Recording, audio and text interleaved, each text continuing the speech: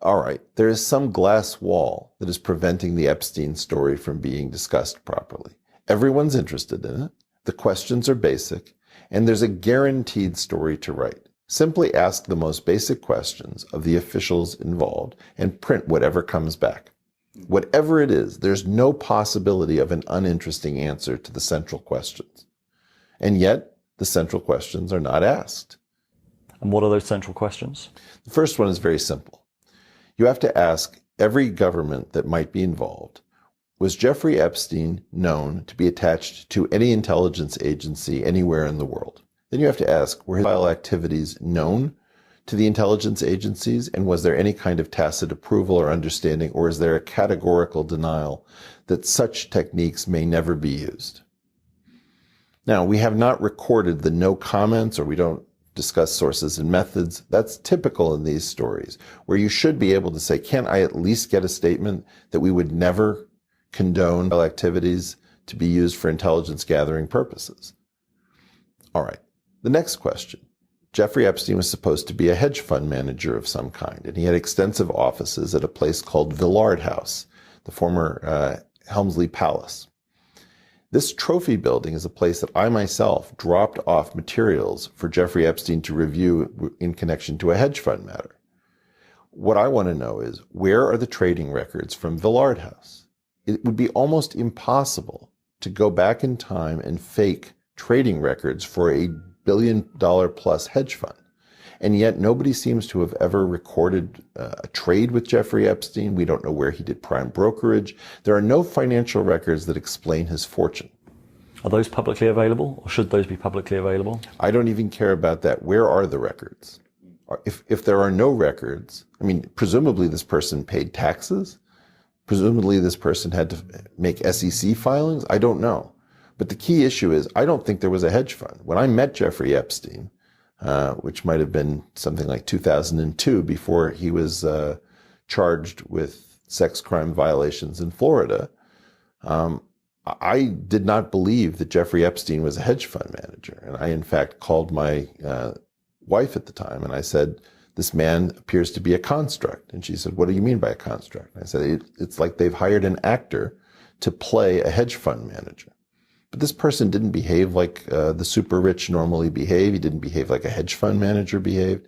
He didn't have any of the substance that you would normally associate with people of that class. I'm not saying he wasn't smart, but he was glib, and he lived essentially like he was Gatsby. I only met him once. It was probably for about an hour or so. But he was an absolutely terrifying person to encounter. It would be surprising to me if I was alone, in that I immediately had the suspicion that I was looking at somebody who had been constructed rather than something that had organically arisen within the financial community. Further questions that need to be asked. Where was Ghislaine Maxwell's passport last cited?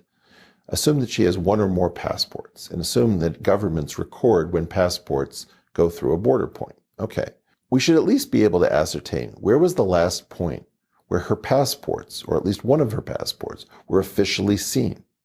I don't know of anybody asking this question. Can we not call up Interpol? Is there no sense in which we can guess where she was last located? What was the last social event at which she was recorded? We don't seem to know anything about this person. Why are we not talking to Les Wexner? I don't understand why these people are not being interviewed or deposed. We have a very strange situation. And in all of these cases, a simple declaration of no comment would be a newsworthy story. I mean, I'm hopeful. I mean, investigative journalism does take time. I'm hopeful that there are... You've got to be kidding. I'm going to shut you down on this. It's been over 6 months. This doesn't take that long to get a no comment from the CIA. I'm not talking about the no State comment. Department. I'm not talking about the no comment. My point was going to be, given the amount of interest in the Epstein story, there must be some investigative journalists working on it. I completely agree with your points about the no comments. Like that is not being... I'm sorry, it's not a question of some investigative journalist. We tripped over some enormous structure.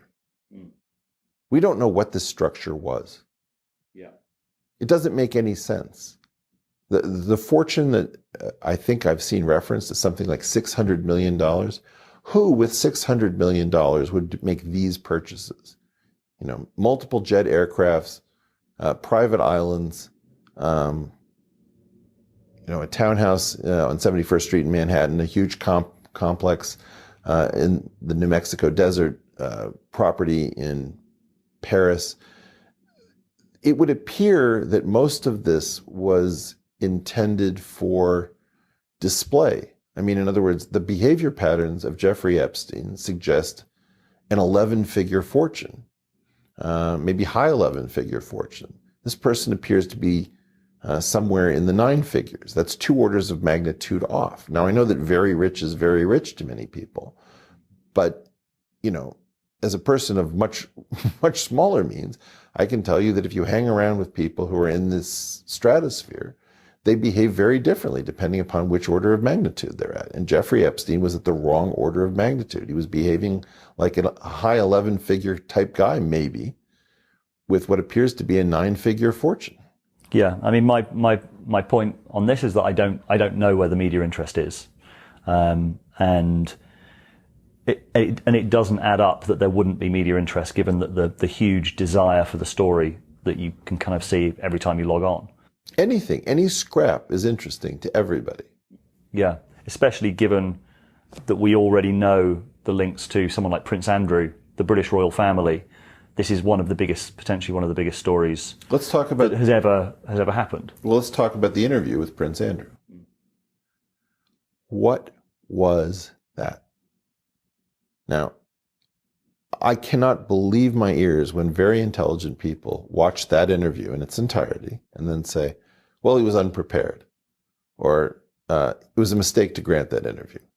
I think that that's not true. I think we have no idea what that interview represented. I think that that interview was so bizarre and so clearly, it was almost like he was trolling the media who was asking him questions.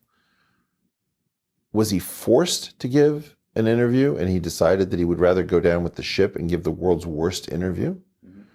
Was he realizing that he was completely trapped and that his best strategy was to make fun of the entire process by giving answers that were so implausible that no child would ever believe them? Whatever that interview was one of the most remarkable pieces of footage anybody has ever seen on television, bar none. To not be talking about this and say, we do not know what that interview represented. What was a member of the British royal family, the Queen's son, doing, giving that interview? Was it in Buckingham Palace? Yes, I think it was. It was an insane event that happened where nobody came to a conclusion that makes that make any sense. I'd rather leave the problem open. Who was forced to do what by whom that interview would ever be granted? Yeah, I can remember when it was first announced, having a sort of double take of like, this is not going to go well. And then the actual interview happened. And it was like, I think it went brilliantly. Maybe. For us. For us. Right? It was effectively an admission that something is so off in the world, something that's so completely bizarre, that thing would be produced. That was some sort of internal conflict. I don't know whether it was between the Queen and her son or the intelligence services or I don't know what. But it was sort of the sense that you have like almost a hostage video where the person has to behave so bizarrely as to send a message. And the message I got is, I'm going to lie, I'm going to fabricate, I'm going to say preposterous things in an effort to just put this to bed in the worst possible way. Like you now all know never to ask me questions about this because I'm simply going to say the most outrageous and insane things that I can possibly think of. I mean, as I said, it didn't twig at the beginning. It sounded like a terrible idea.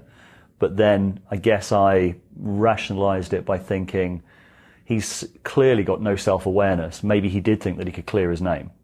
Nobody's that dumb, David. Those questions were entirely expected. And the answers, if you look at the amount of twinkle in the eye, I mean, he's clearly not a happy man, but he's saying absolutely ludicrous and preposterous things. I think that the effect is exactly the reverse. If I had to speculate, I really don't want to, I would say that this interview was given because an amount of pressure was put on a human being who decided that his life was effectively over in most senses.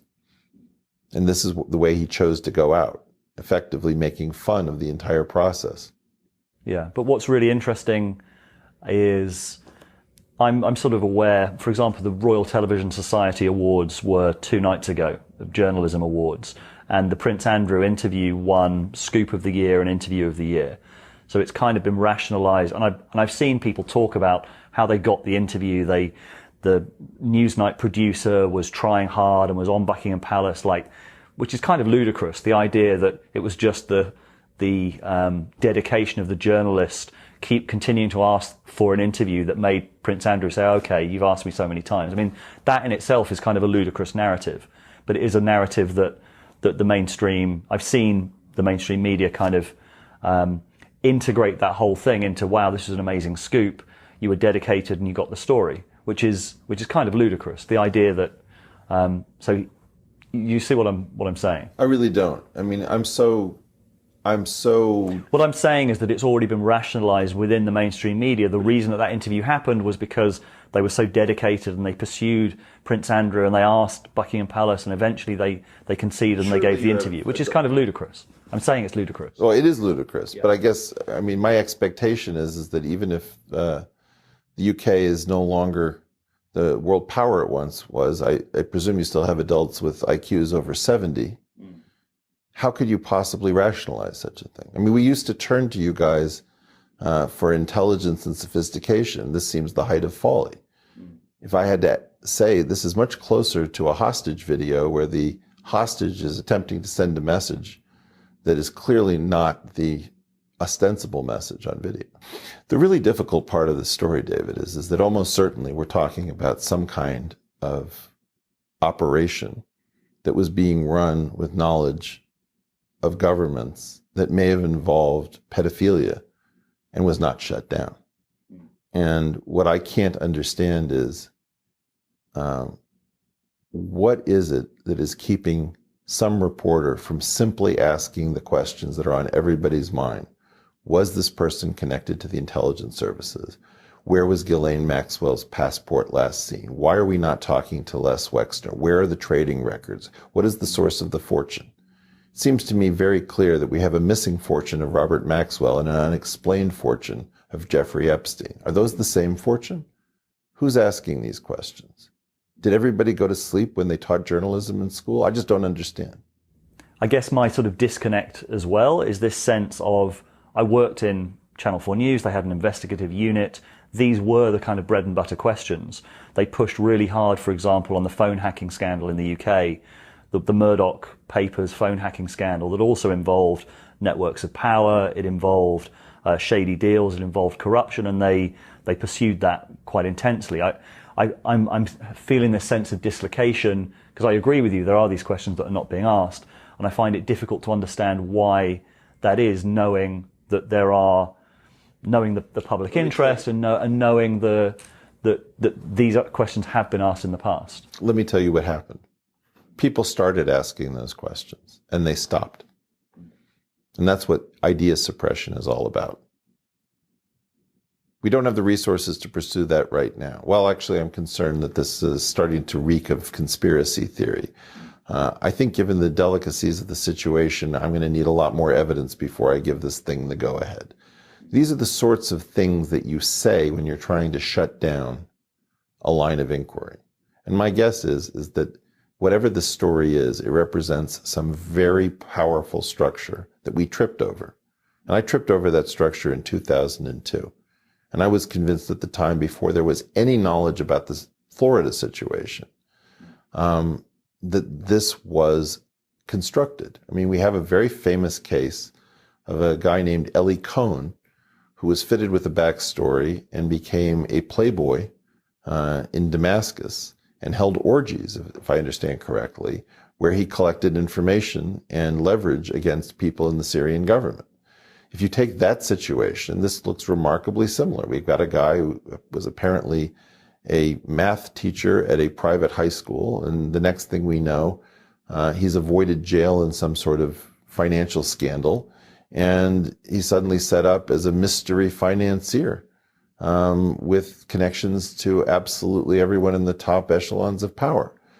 Something doesn't smell right about the story, given that nobody appears to have ever traded currencies with a guy who was apparently moving billions as a currency trader.